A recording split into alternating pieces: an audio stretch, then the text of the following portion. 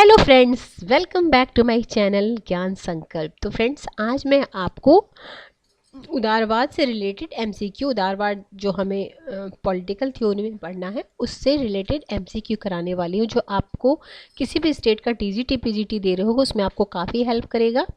और मैं ये घटना चक्र की बुक से करा रही हूँ। तो स्टार्ट करते हैं फ्रेंड। अगर आप चैनल पे पहली बार आए तो प्लीज़ चैनल को ज़रूर सब्सक्राइब कर लें, बेल आइकन को प्रेस कर लें ताकि जब भी मैं वीडियो डालूँ तो आपको नोटिफिकेशन मिल जाए। और मैं अपने बारे में बता दूं, मेरे चैनल पे आपको पॉलिटिकल साइंस की क्लासेस मिलेंगी जो यूजीसी नेट के सिलेबस के अकॉर्डिंगली मैं थ्योरेटिकल पार्ट को कंप्लीट कराती हूँ। अभी आईआर चल रहा है, साथ ही साथ मैं इंडियन कॉन्स्टिट्यूशन का कंप्लीट रिवीजन यूथ पब्लिकेशन के एग्जाम पॉइंटनर से करा रही हूँ। अगर आप चैनल पे आए हो तो प्लीज़ एक बार ज़रूर प्ले लिस्ट को चेक करना, आपको काफ़ी हेल्पफुल क्लासेस मिलने वाली है मेरे चैनल पे। मैं टीजीटी के हिसाब से आपको हिस्ट्री की भी कंप्लीट करा दूंगी। अगर यूपी के हो या आप किसी भी स्टेट के हो, अब हर स्टेट में वैकेंसी आ ही रही है, तो आप प्लीज़ ज़रूर इस क्लास को फॉलो करना और ज़्यादा से ज़्यादा हो सके तो शेयर करना। स्टार्ट करते हैं। पहला क्वेश्चन है आज के क्लास का, उदारवाद निश्चित दर्शन बना। जो उदारवाद है वो किस शताब्दी में निश्चित दर्शन बना? तो ये है 19वीं शताब्दी में। ऑप्शन नंबर सी, ये आपका यूपीजीआईसी यानी जो पीजीटी होता उसमें आया हुआ क्वेश्चन है। नेक्स्ट क्वेश्चन है आपका क्वेश्चन नंबर 2। क्या है? राज्य की प्रकृति और कार्यों की उदारवादी अवधारणा, एक मिनट,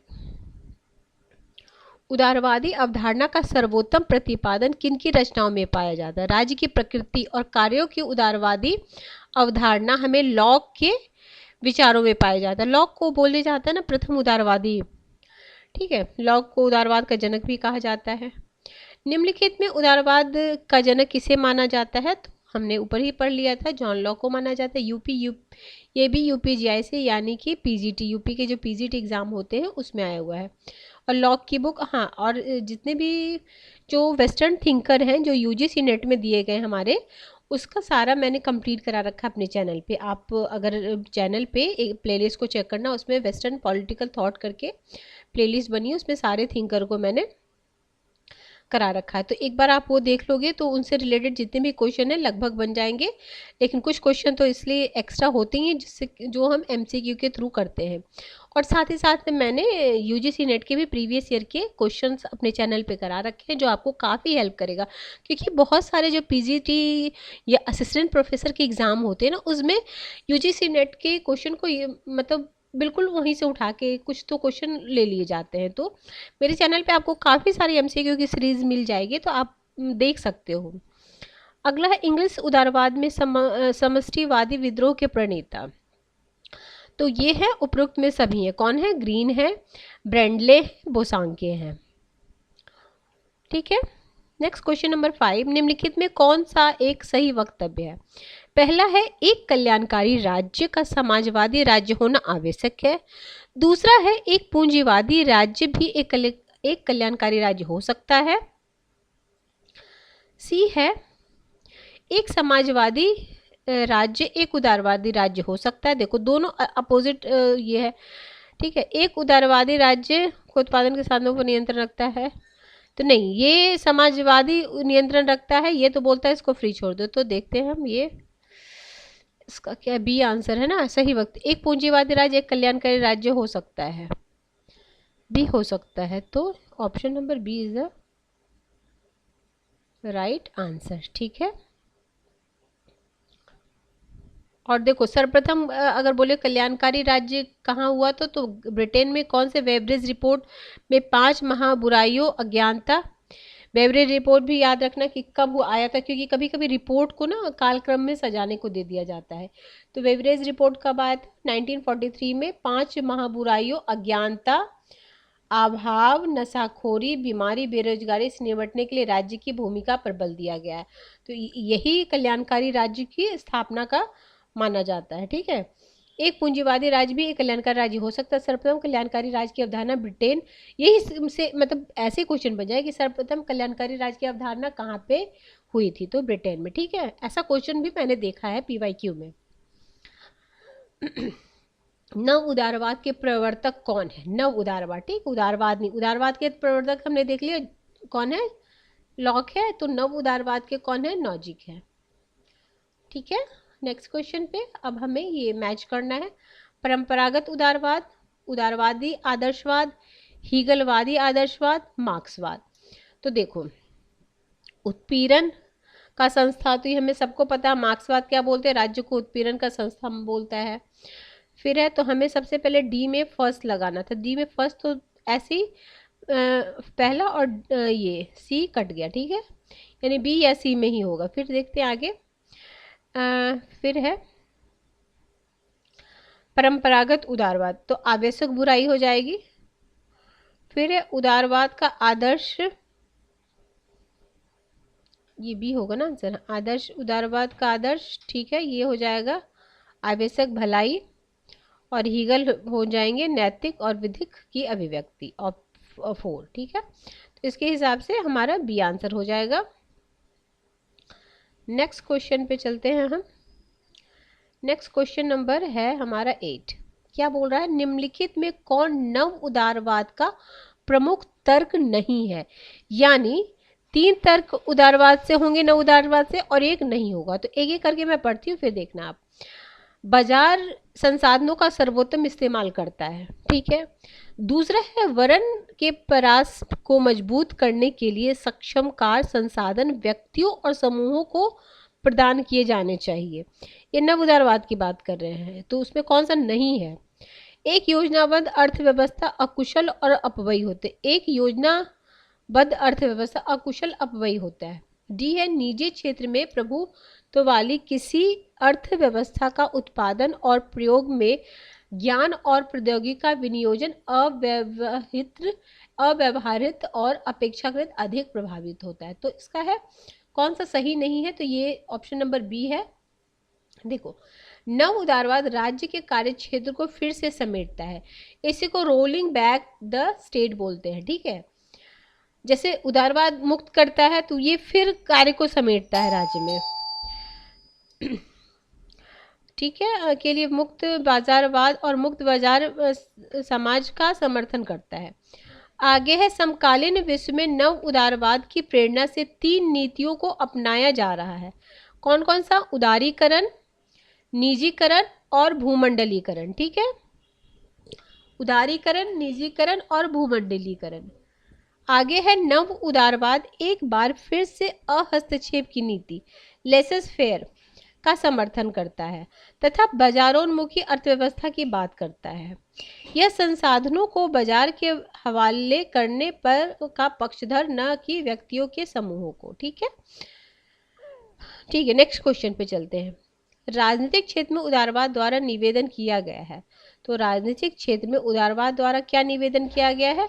विचार, अभिव्यक्ति, भाषण, लेखन, प्रकाशन की स्वतंत्रता के लिए, option number C. Question number 10 है, निम्नलिखित में से कौन नव उदारवाद से संबंधित है? तो देखो, F.A. हैक है, मिल्टन फ्रीडमैन है, रॉबर्ट नॉजिक है, सारे हैं। Option number D is the right answer, सारे हैं। देखो, F.A. हैक है, आइजिया बर्लिन है, मिल्टन फ्रीडमैन है, रॉबर्ट नॉजिक इस विचारक ने प्रमुख समर्थक है। नव उदारवादियों का मानना कि आर्थिक गतिविधियों के सामान्य उतार चढ़ाव और उसके साथ साथ बार बार पैदा होने वाली भारी बेरोजगारी की समस्या का समाधान जरूरी है। अतः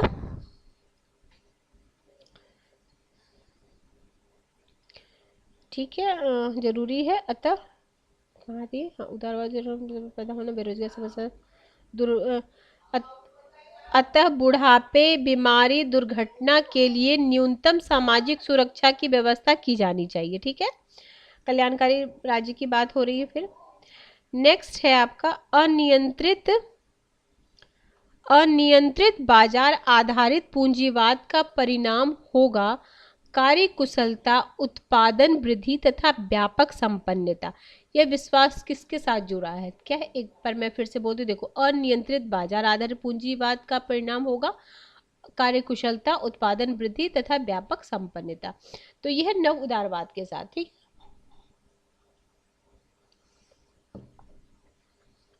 आगे है क्वेश्चन नंबर 12, आर्थिक क्षेत्र में व्यक्तिवाद का महान समर्थक कौन है? आर्थिक क्षेत्र की बात हो रही है, तो इसमें हो जाएंगे एडम स्मिथ, इनकी बुक काफ़ी वेल्थ ऑफ नेशन, ठीक है, वेल्थ ऑफ नेशन काफ़ी बार पूछी जाती है, ये ध्यान रखना आप। ठीक है, नेक्स्ट क्वेश्चन चलते हैं। नेक्स्ट क्वेश्चन है, किसने कहा था कि राज्य को आर्थिक मामले में हस्तक्षेप नहीं करना चाहिए? तो ये है एडम स्मिथ। नेक्स्ट है, निम्नलिखित में से कौन विकास के परंपरागत दृष्टिकोण से संबंधित नहीं है? परंपरागत यानी ये आधुनिक होंगे तो है फेडरिक लिस्ट, ठीक है, बाकी ये सब जो है ये आपके परंपरागत है। कौन है? स्मिथ है, रिकार्डो और माल्थस, ये सारे आर्थिक वाले हो गए। एक बार देखो, जर्मन अर्थशास्त्री फेडरिक लिस्ट विकास के परंपरागत सिद्धांत से संबंधित नहीं थे। उन्होंने एडम स्मिथ की आलोचना करते हुए कहा है कि राष्ट्र की समृद्धि पूंजी पर आधारित नहीं, बल्कि यह उत्पादक शक्ति की योग्यता के विकास पर आधारित है। आगे है, संपत्ति के अधिकार की मांग किसने की? संपत्ति के अधिकार की मांग, ठीक है, तो ये उदारवादी क्यों किए थे? क्योंकि ये सबसे पहले कौन किए? लॉक किए थे। लॉक कौन है? उदारवादी। तो संपत्ति के अधिकार सबसे पहले उन्होंने तीन, जीवन, स्वतंत्रता और ये संपत्ति के अधिकार की बात की थी, ठीक है। देखो, जीवन, स्वतंत्रता और संपत्ति के अधिकार। आगे, उदारवाद का जनक किसे कहा जाता? हम पढ़ चुके हैं। आगे है, निम्नलिखित में से कौन एक उदारवादी राजनीतिक दर्शन के जनक है? उदारवादी राजनीतिक के दर्शन है, देखो वही बात है, घुमाओ। देखो ये यूपीजीआईसी 2020 में पूछा गया था। ग्रीन के संपत्ति के संदर्भ में विचार छाप रखते हैं, तो ये उदारवाद, ठीक है। नेक्स्ट है आपका असर्शन रीजन का क्वेश्चन है, सकारात्मक उदारवाद राज्य को करने के लिए कुछ कार्य सौंपता है क्योंकि वह संपूर्ण समाज के सामाजिक कल्याण की अभिवृद्धि का दायित्व राज्य को सौंपता है। तो दोनों सही है और सही उसका एक्सप्लेन कर रहा है। चलते हैं आगे। आगे है, सामाजिक अभियांत्रिकी का सिद्धांत प्रस्तुत करने वाले उदारवादी विचारक कौन है? कार्ल जे पॉपर है। इनकी बुक तो नहीं दिया है ना, हाँ ये दिया, ये काफ़ी important, the open society and it's enemy, काफ़ी बार पूछा। इन्होंने तीन की आलोचना की है, प्लेटो, हीगल और मार्क्स की, ये तीन की आलोचना करते हैं, याद रखना ये। निम्नलिखित में से कौन एक उदारवाद की मूल मान्यता नहीं है? यानी तीन इसकी मान्यता होगी जो ऑप्शन में एक नहीं है। पहला है, अधिकार की प्राप्ति राज्य में ही संभव है, यही नहीं है। बाकी क्या कि राज्य एक मानव निर्मित संस्था है, व्यक्ति साध्य है और राज्य साधन है, राज्य की सत्ता का आधार व्यक्ति की सहमति है। क्योंकि ये मतलब जो समझौतावादी विचारक हमारे लॉक है, उन्होंने बोला ना कि हम मतलब सहमति से ही राज्य का निर्माण हुआ है, तो व्यक्ति साध्य है, राज्य उसका साधन, वो साधन के लिए बना है, राज्य के जो भी अपनी पूर्ति करने का एक साधन राज्य, ना कि वो है। राज्य की सत्ता का आधार व्यक्ति की सहमति है, ठीक है। नेक्स्ट, चलो नेक्स्ट क्वेश्चन पे चलते हैं। एक राजनीतिक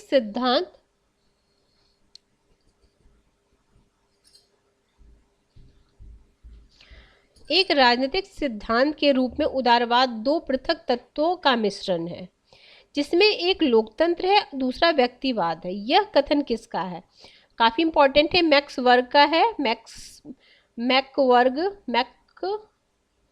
वर्ण का है, मैक वर्ण का है, काफी इंपॉर्टेंट है ये। मुझे पीजीटी में रिपीट हो सकता है ये क्वेश्चन, इसको प्लीज आप लिख लेना, नोट डाउन कर लेना। देखो ये आया यूपी, जो वो होते हैं ना, क्या असिस्टेंट प्रोफेसर होते हैं, जीडीसी प्रवक्ता, उनके लिए था 2013 का। तो ये प्लीज याद रखना। एक बार मैं फिर से कोटेशन, देखो कोटेशन वाले जो भी क्वेश्चन होते हैं यूपी में काफ़ी पूछे जाते हैं, कई जगह पूछे जाते हैं, बट यूपी में मैंने खासकर देखा है, उनके आप PYQ को देखोगे तो काफ़ी पूछा जाता है। और जैसे रिपीटेड ही होता है, ऐसा नहीं है कि मतलब कहीं ना कहीं एग्जाम में वो आया ही रहता है। तो आप जैसे अब ये बहुत कम बार आया हुआ है, तो वो क्वेश्चन रिपीट होने का चांस बनता है। तो आप प्लीज़ इसको नोट डाउन कर लेना। एक बार मैं फिर से बोलती, एक राजनीतिक सिद्धांत के रूप में उदारवाद दो पृथक तत्वों का मिश्रण है। क्या है? लोकतंत्र और दूसरा है व्यक्तिवाद। नेक्स्ट क्वेश्चन है, राज्य के बारे में यांत्रिक दृष्टिकोण उत्तरदायी है। तो उदारवाद के विकास के लिए ऑप्शन बी, उदारवाद के विकास के लिए। आगे है, निम्नलिखित में से किसका उदारवाद से मेल नहीं है? देखो बुर्जुआ राज्य, देखो बुर्जुआ राज्य कौन बोलते हैं? मार्क्स बोलते हैं, तो इसका इससे क्या संबंध? नहीं है ना। फिर देखते हैं, प्रतिनिधि सरकार है, सीमित सरकार लॉक भी बोलते हैं, ठीक है, लोक कल्याणकारी है। तो चलो नेक्स्ट क्वेश्चन है, क्वेश्चन नंबर 25। कौन सा सिद्धांत राज्य के रात्रि प्रहरी की भूमिका का ही समर्थन करता है? तो ये उदारवादी है, ऑप्शन बी। आगे है, उदारवाद का मौलिक सिद्धांत है व्यक्तिक स्वतंत्रता, ए। आगे है, मानव विवेक में आस्था निम्न में से किस विचारधारा में है? तो उदारवाद में है। उदारवाद का मूल तत्व है व्यक्तिक स्वतंत्रता। निम्नलिखित में से कौन उदारवाद का तत्व नहीं है? उदारवाद का तत्व नहीं है समाज का समाजवादी ढांचा, समाज का समाजवादी ढांचा। आगे है, निम्नलिखित में कौन सा राज्य का उदारवादी सिद्धांत है? उपयोगितावाद, व्यावसायिक समूहवाद,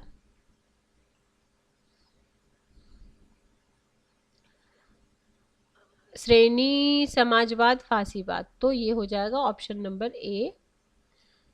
ऑप्शन नंबर ए में क्या है? एक मिनट, देखो निम्नलिखित में कौन सा राज्य उदारवादी सिद्धांत है? तो उपयोगितावाद,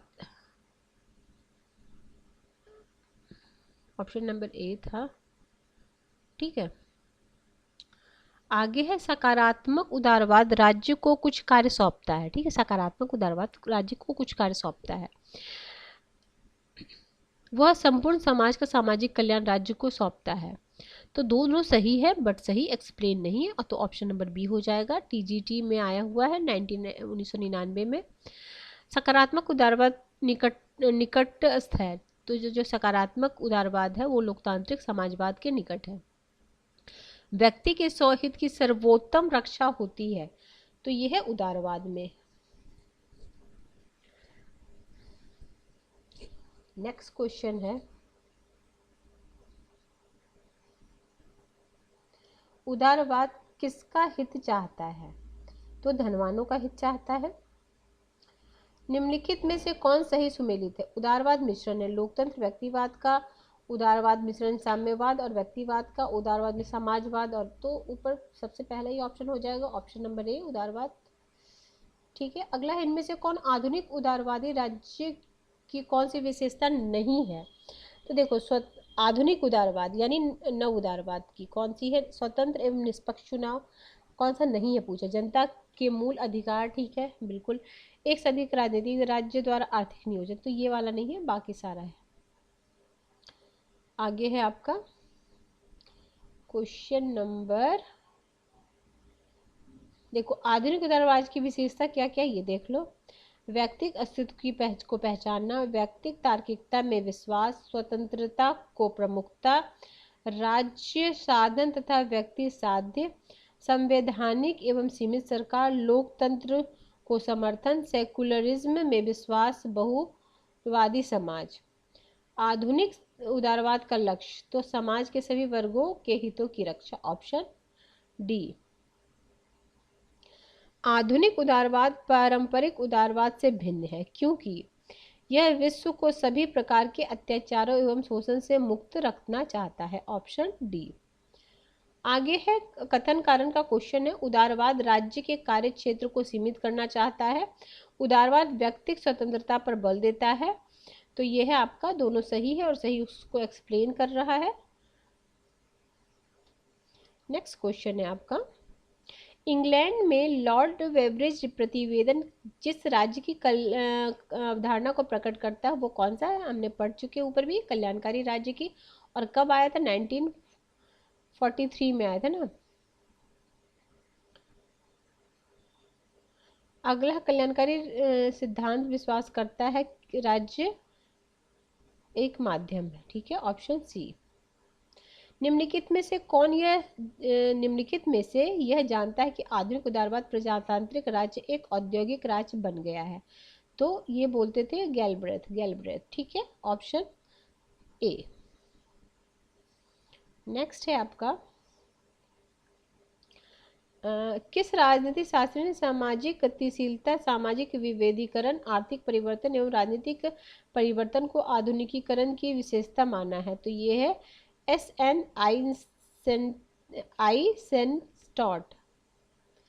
आइसेंस्टॉट। ठीक है, ऑप्शन ए। ये आया यूपी असिस्टेंट प्रोफेसर 2015।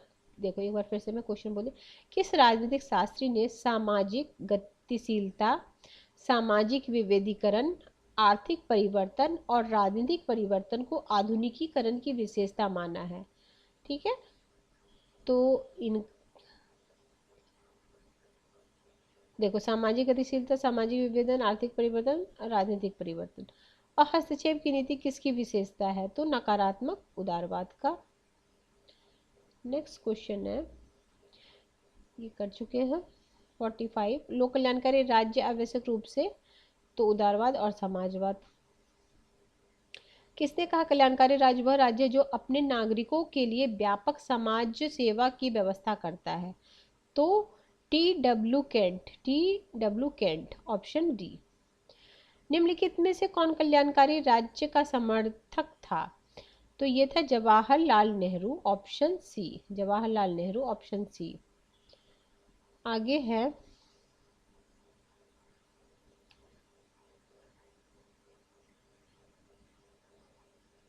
किसने कहा कल्याणकारी राज्य एक ओर साम्यवाद और दूसरी ओर अनियंत्रित व्यक्तिवाद के मध्य समझौता है? तो ये हॉफमैन ने बोला था। कल्याणकारी राज्य वस्तुतः मिश्रण है, किसका मिश्रण? उदारवाद और समाजवाद का। पहले भी हमने ये क्वेश्चन देख लिया, UPGIC में पूछा गया ये भी। कल्याणकारी राज्य वस्तुतः मिश्रण है, किसका मिश्रण है? उदारवाद और समाज का। देखो एक ही 2012 में भी पूछा गया है, जी से देखो कब पूछा गया था, 9 में भी पूछा गया था, 2 साल बाद 12 में भी पूछा गया है। लोक कल्याणकारी राज्य निवारण, देखो किस सेम ही क्वेश्चन पूछा जा रहा है। ठीक है, तो ठीक है फ्रेंड्स, आज हम इतना ही क्वेश्चन 50 क्वेश्चन करते हैं। नेक्स्ट क्लास में भी कितने क्वेश्चन हैं? अच्छा नहीं है तो मैं करा ही देती हूँ फिर। ठीक है, 2 ही 3 क्वेश्चन है तो फिर क्यों, मतलब फिर हम दूसरा टॉपिक लेके आएंगे। ठीक है, तो ये है लोक कल्याणकारी राज्य वह है जो अपने नागरिकों के लिए सामाजिक सेवाएं प्रदान करता है। तो इसका तो कोई नहीं है, चलो क्या है इसका? ठीक है, तो ऐसे आगे देखो उसका क्या एक्सप्लेन किया है। डी सही उत्तर, कांड होगा। रुक जाओ। कल्याणकारी राज्य वर्तमान समय में बहुत प्रचलित शब्द बन गया। आज प्रत्येक राज्य अपने आप को कल्याणकारी राज्य के रूप में घोषित करता है। कल्याणकारी राज्य की परिभाषा देते हुए TW केंट ने कहा है कि, अच्छा केंट थे, ठीक है, कांट ने, केंट ने कल्याणकारी राज्य वह है जो अपने नागरिकों के लिए दूरगामी सामाजिक सेवा की व्यवस्था करता है। लोकल राज्य के बारे में हॉफमैन ने लिखा है कि, देखो सबका है, केंट क्या बोलते हैं? कल्याणकारी राज्य वह राज्य जो अपने नागरिकों के लिए दूरगामी सामाजिक सेवा की व्यवस्था करता है। लोक कल्याणकारी राज्य के बारे में हॉफमैन का क्या है? कल्याणकारी राज्य साम्यवाद और व्यक्तिवाद के बीच समझौता है। इसका विश्वास है कि अपनी अपूर्णता के बावजूद कल्याणकारी राज्य हर मानवीय गतिशील समाज के लिए नमूना पेश करता है। गत्य है कि लास्की ने भी कल्याणकारी राज्य का समर्थन किया। यहाँ यदि विकल्प में कांट के स्थान पर केंट होता तो उल्लेख सही था। जैसे यहाँ ना प्रिंटिंग मिस्टेक हो गया होगा, केंट की जगह कांट हो गया। ठीक है, केंट होंगे। ठीक है, आगे फ्रांसिस फुकुयामा के अनुसार पश्चिमी उदारवाद की निर्णायक विजय हो गई है। Option A. ठीक है, 1 मिनट, बस ठीक हो गया हमारा। उदारवाद से जितने थे इसमें क्या नाम है घटना चक्र में, वो मैंने करा दिया है। अगर आपको किसी भी वजह से ये चैनल हेल्प करा प्रिपरेशन में तो ज़रूर चैनल को सब्सक्राइब करें।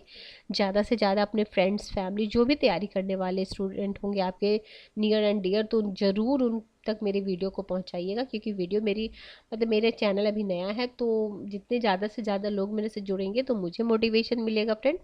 तो प्लीज़ मुझे सपोर्ट करें और ज़्यादा से ज़्यादा मेरे चैनल को शेयर करें। तो मिलते हैं हम नेक्स्ट वीडियो में। Till then bye bye.